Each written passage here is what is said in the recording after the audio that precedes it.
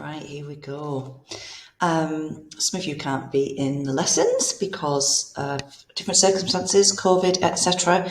So this is what you'd be doing in your Paradise Lost lesson this week, looking at lines 229 to 409, sin and death. And I have to tell you that I say this a lot, but this really is one of my favourite sections of the poem. Okay, so let's start. So we've got an image here, and this is Satan, and it's from book 2, where we first meet sin and death. Satan has decided that he's going to leave hell and go to earth, try and find this paradise and mess it up.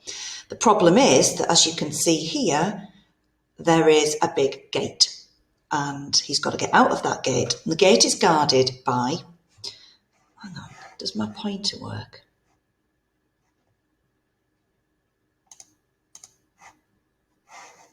Maybe not. Maybe I can't find a pointer at all. So this character here in the middle, she is Sin.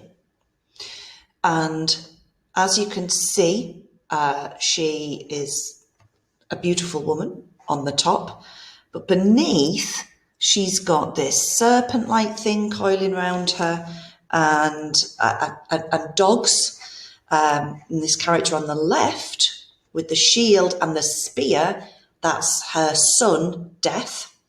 And this is Satan obviously trying to make his way out. So Sin has been given, ironically, the key to hell by God, and Death is there to make sure that she doesn't open the gate. So I'm just going to take you to book 2, where we are first introduced to Sin. So he leaves hell and at last appear, hell bounds high, reaching to the horrid roof, and thrice threefold the gates, 3 folds were brass, 3 iron, 3 of adamantine rock, impenetrable, impaled with circling fire, yet unconsumed. So there are 9 gates in all, and there's this fire around everything. Before the gates there sat on either side a formidable shape. The one seemed woman to the waist and fair, but ended foul in many a scaly fold, voluminous and vast. A serpent armed with mortal sting about her middle, round a cry of hellhounds never ceasing, barked with wide Siberian mouths full loud, and rung a hideous peal. So there's a big serpenty snake thing going on around her, and then there's these hellhounds, these dogs. Now, yet when they list, as in when they are quiet and listening, would creep, if aught disturbed their noise, into her womb and kennel there. Right, so that's not a very nice image of this woman, is it? Now, the rest of the description, it goes on, is pretty bad. The other shape, if shape it might be called, that shape had none, distinguishable in member, joint or limb. So this artist has taken a bit of license here, giving death a human form. Or substance might be called, that shadow seemed, for each seemed either. Black it stood as night, fierce as 10 furies, terrible as hell, and shook a dreadful dart. What seemed his head, the likeliness. Oh, I've just realised my error. So actually, it's Lucifer on the left. And this shadowy, ethereal thing is Death. Isn't that interesting? I've always read that wrong, if you like. I've always misinterpreted that there. Keeps cutting my majestic chin off. I think what's thrown me there is obviously that Death looks older than the other 2 and still has this human shape. The likeliness of a kingly crown had on. Satan was now at hand, and from his seat, the monster moving onward came as fast with horrid strides. Hell trembled as he strode.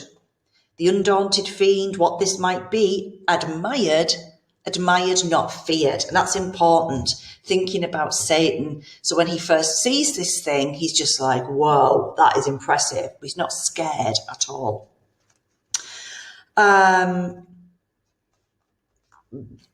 Other things then happen, a bit of kind of discussion and arguing until sin intercedes in the fight. And that's what we can see here about line 727. "O Father, what intends thy hand," she cried, "against thy only son?" She calls Satan Father and refers to death as her son. Okay. And Satan replies, "Why in this infernal vale first met thou callest me Father, and that phantasm callest my son? I know thee not, nor ever saw till now sight more detestable than him and thee." That's a pretty big claim. He's been living in hell with all of these transformed creatures. So, to whom the portress of Hellgate replied, "Hast thou forgot me then? And do I seem now in thine eyes so foul, once deemed so fair in heaven?" And she goes on to describe how she was born. She says, "All on a sudden, miserable pain surprised thee, Satan." That moment where you get that sharp headache or a migraine comes on. "All on a sudden, miserable pain surprised thee. Dim thine eyes and dizzy swum in darkness, while thy head flames thick and fast threw forth, till on the left side opening wide, likest to thee in shape and countenance bright, then shining heavenly fair, a goddess armed, out of thy head I sprung." So he's like, oh, it's pain and flames are coming out. And then she springs out of his head, a fully formed, beautiful, armed goddess. Okay. Amazement seized all the host of heaven, because this happens while he's with the other angels and they're plotting the overthrow of God. "Back they recalled at first, and called me sin, and for a sign portentous held me." They're like, "Oh, this is bad luck." No kidding. "But familiar grown, I pleased, and with attractive graces won the most averse." So her beauty, first of all, they get used to seeing her, and then her beauty, just like Eve's beauty attracted Adam, basically calms everybody down. Now, the problem is that her attractive graces also win the attentions of Satan, her father. "Thee chiefly, who full oft thyself in me, thy perfect image viewing, becamest enamoured." She looks so much like him that he falls in love with her. "And such joy thou tookest with me in secret, that my womb conceived a growing burden." So awkward. So they have sex. Sex here is secretive, it's shameful, and it results in sin becoming pregnant. In the meantime, the war arose in heaven. Everyone's thrown down. And in the general fall, I also, she says, "I went, at which time this powerful key into my hand was given." I wonder why. It seems like, why would God give her the key? "With charge to keep these gates forever shut, which none can pass without my opening." Now, pensive here I sat alone, but long I sat not, till my womb, pregnant by thee, and now excessive groan, prodigious motion felt, and rueful throes. Remember, Eve's punishment is that she will have pains in childbirth. This has already been put in place for sin. Her pregnancy, her delivery is going to be a little bit worse. What happens? At last, this odious offspring, whom thou seest, thine own begotten, breaking violent way, tore through my entrails, that with fear and pain distorted. All my nether shape thus grew transformed. It's at this point then that she develops like the scales and the hideousness. Interesting that she's transformed by childbirth. But he, my inbred enemy, forth issued, brandishing his fatal dart, made to destroy. I fled and cried out, death! Hell trembled at the hideous name and sighed from all her caves, and back resounded death. I fled, but he pursued, though more it seems inflamed with lust than rage. Once again, sin is going to be the victim of her looks. And swift afar, me overtook his mother all dismayed, and in embraces forcible and foul, engendering with me. Of that rape begot these yelling monsters, that with ceaseless cry surround me, as thou sawest, hourly conceived and hourly born, with sorrow infinite to me. For when they list into the womb that bred them, they return, and howl and gnaw my bowels, their repast. Then bursting forth afresh with conscious terrors vex me round, that rest or intermission none I find. Who'd be sin? Who'd be sin? What a hideous life that she is forced to experience.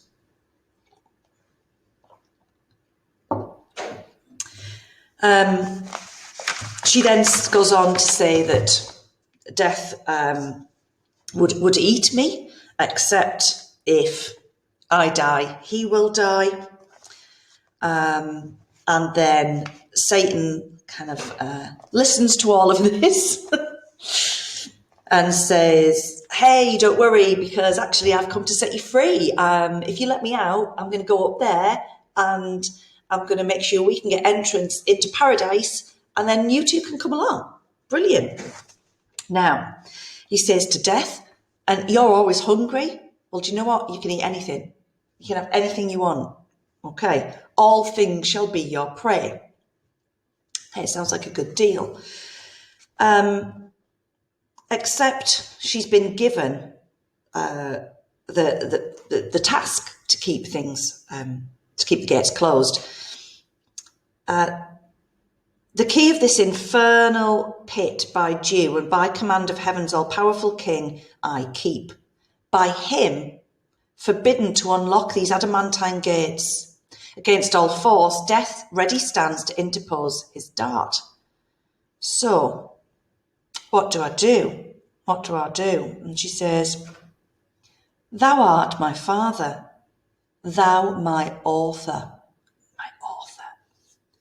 Thou my being gavest me. Whom should I obey but thee whom follow? Thou wilt bring me soon to that new world of light and bliss, among the gods who live at ease, where I shall reign at thy right hand voluptuous, as beseems thy daughter and thy darling. So eventually she makes a decision. There's no question here of like, her mistreatment at the hands of Satan or death. She's just like, you're my father and my author, and you're offering me something good. Now, obviously, all of this is from book 2, right? I'm giving you this information as context because we meet sin kind of cold. You need to know where she's from. And sin is going to be very interesting when we look further ahead into Doll's House and we look at Nora. Oh, I wanted to call Ada then for some unknown reason. She opens the gates, but she can't close them. So let's move on. It's why I do encourage you to read all of Paradise Lost. A bit ambitious, maybe. Okay. So, we've got this ominous setting that introduces the characters of Sin and Death, these gatekeepers.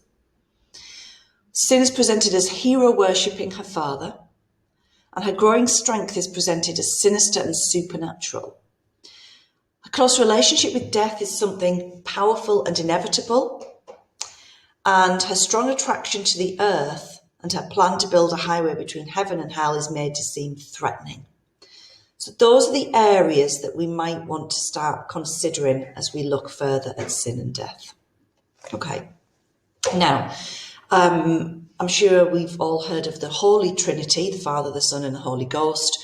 What Milton gives us here is the unholy Trinity. Sin and death are both Satan's offspring dear. Sin's got no mother, but is born out of Satan in the same way that Son of God has no mother, but is Son of God. Oh, Spooky.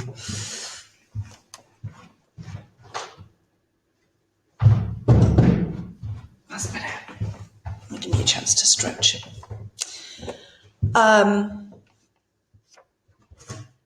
So she's also got no control over her constant changing body and held captive by cruel pregnancy. So she's actually, it is her womanhood, her femaleness that keeps her captive. Again, we might want to think about that later on. Death is this shadow-like character. He's not a major character, but he's going to have a significant impact. He's not as sad as Sin because he is empowered. He does have some control, and he takes pleasure in human pain and suffering. Okay, so when we meet them in book 10, from about line 235, you see why I like these characters, though. I don't suppose you imagined when we said we were doing this book that you'd meet characters like this. Oh, son, why sit we here, each other viewing idly, while Satan, our great author, there's that word again, thrives in other worlds, and happier seat provides for us, his offspring dear. It cannot be but that success attends him. So, having opened the gate and followed him, they're now sitting around waiting for his return. And the fact that he's taken so long suggests to Sin that he's been successful. If mishap, ere this he had returned, with fury driven by his avengers, since no place like this can fit his punishment or their revenge, he'd have been driven out by now. So why are we just sitting here, twiddling our thumbs, doing nothing? So here we see a character taking control of her own situation, being active, not passive. Okay. And then she says, methinks I feel new strength within me rise, wings growing, and dominion given me large beyond this deep. Whatever draws me on, or sympathy, or some connatural force, powerful at greatest distance to unite, with secret amity, things of like kind, by secretest conveyance. And she's not sure what's causing this, but she feels really powerful. I mean, and it could be that she's feeling the success of what Satan's done. Thou, my shade, inseparable, must with me along. For death from sin, no power can separate. So whatever we're doing, you've got to come with me. So what do they decide to do? So they discuss the idea that perhaps the reason, I'm just finding it in my book, the reason that he's not come back is because this gulf that exists between this kind of area of chaos and earth it's difficult to get back over. So she says, why don't we found a path over this main from hell to that new world where Satan now prevails, a monument of merit high to all the infernal host.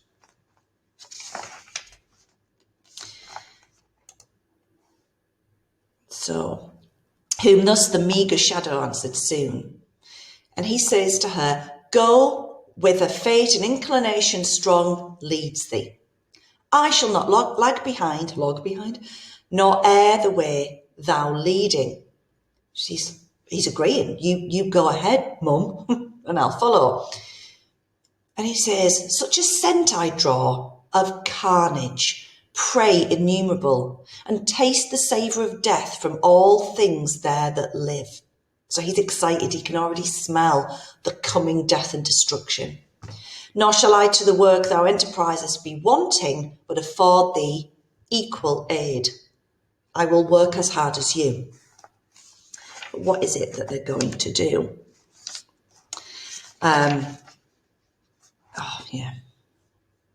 It's bloody great, this poem, isn't it? So saying, with delight, he snuffed the smell of mortal change on earth, as when a flock of ravenous fowl, though many a league remote, against the day of battle, to a field where armies lay encamped, come flying, lured with scent of living carcasses designed for death, the following day in bloody fight. So, like, carrion, crows, ravens, whatever, can smell the blood of a battle. That's what he can smell. So scented the grim feature and upturned his nostril wide into the murky air, sagacious of his quarry from so far. So, going to jump across a little bit, because that section is basically, I love it. I love all that section, but it's them basically describing how they build the bridge. And as interesting as it is, it's hard to make it talk directly to a doll's house. But they build this bridge, and then more or less as soon as they finished it, when behold, Satan in likeness of an angel bright betwixt the centaur and the scorpion steering his zenith, while the sun in Aries rose. Disguised he came, but those his children dear, their parent soon discerned, though in disguise. He can't hide himself from his kids.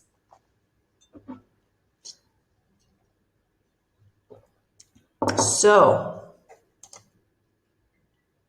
what's happened to Satan then?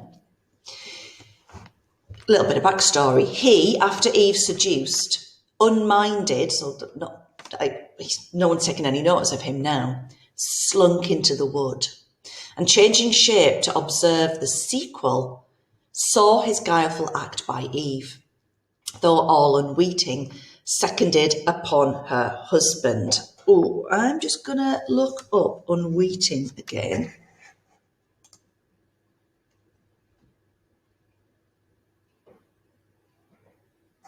Oh, and it hasn't taken me straight to it, which is desperately annoying. Right, we'll check that at the end. Sorry. I think it means like without blame. What line is it? 335. Doesn't have it in here. Seconded upon her husband, saw their shame that sought vain covers, but when he saw descend the Son of God to judge them, terrified he fled. Not hoping to escape, but shun the present. So he knows he can't get away with it forever, but he doesn't want it to happen right now. Fearing guilty what his wrath might suddenly inflict.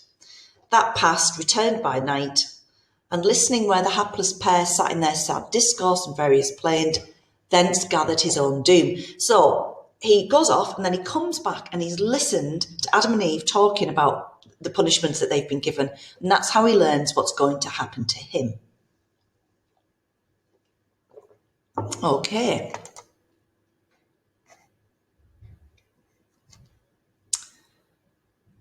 Where am I? 355.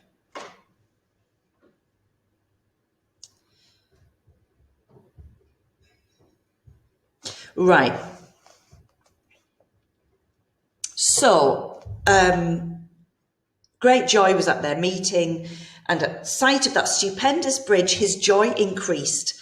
Long he admiring stood till sin speaks. O parent, these are thy magnificent deeds, thy trophies, which thou viewest as not thine own.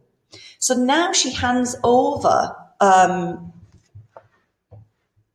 what's the word I'm looking for? Credit to him. She says, thou art their author and prime architect. For I no sooner in my heart divined, my heart, which by a secret harmony still moves with thine, joined in connection sweet, that thou on earth hadst prospered, which thy looks now also evidence. But straight I felt, though distant from thee worlds between, yet felt that I must after thee with this thy son. So she's saying this is all down to you, this bridge and all of our actions, because we are so simpatico. Such fatal consequence unites us three.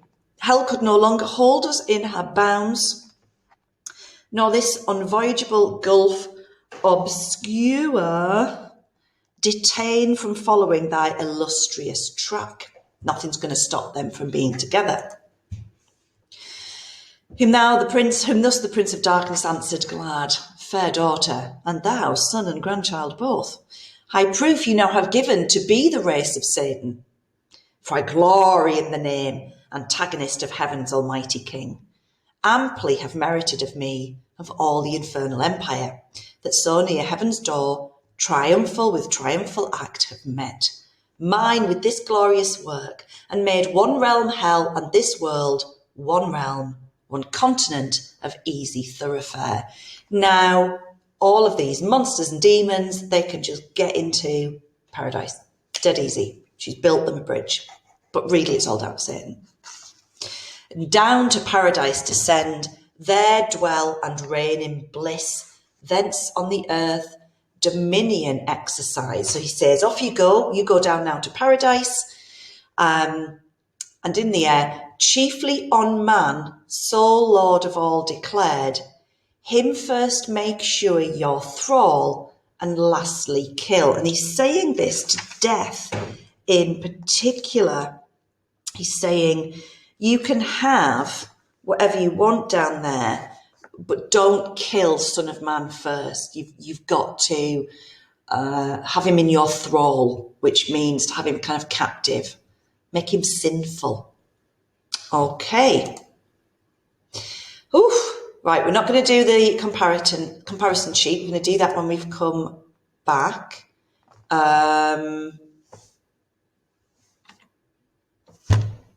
So let's just do this so I can reassure people who are off what they're doing. So I hope you found that useful. Let's go to our Gale for week 2. I'm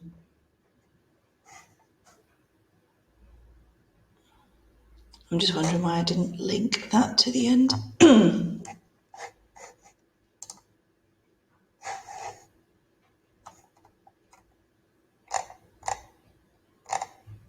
Maybe I don't want you to do that now, actually. I'm going to change that. That's going to be a week 3 activity.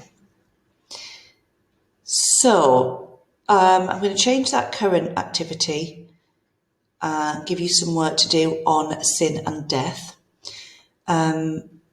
You are going to prep your work for next week, reading ahead.